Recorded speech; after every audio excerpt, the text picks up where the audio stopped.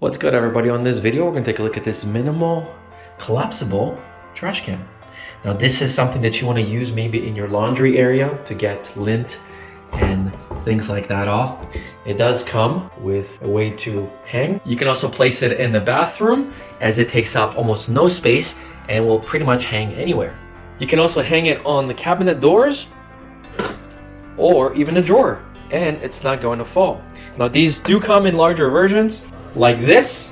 It's a little bit of a different design. It holds a little more trash, but it's the exact same design. It hangs on 2 screws. Stay tuned for the whole video. What's up, everybody? So if you're in the kitchen, the laundry area, and you need a very minimal way of putting your scraps in because you don't want to keep opening the cabinet to the garbage, you can get a solution like this and hang it on a drawer or a cabinet. So when you're cutting, you can basically just throw it all in. Now, this one particularly does not have a lid on it, so you cannot use it as a compost trash or anything like that. It's really just there to very quickly be able to gather all your scraps when you are cooking. When you're done, you simply throw it into your garbage, and you can wash this or store it away in a cubby like us. Dimensions of this particular trash cans are just about 10 inches wide by 6 inches in height.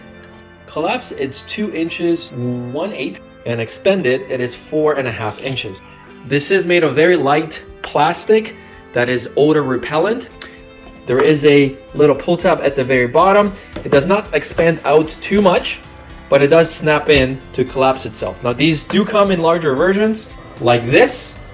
It's a little bit of a different design. It holds a little more trash, but it's the exact same design. It hangs on 2 screws. The larger wastebasket is 9 inches and 7/8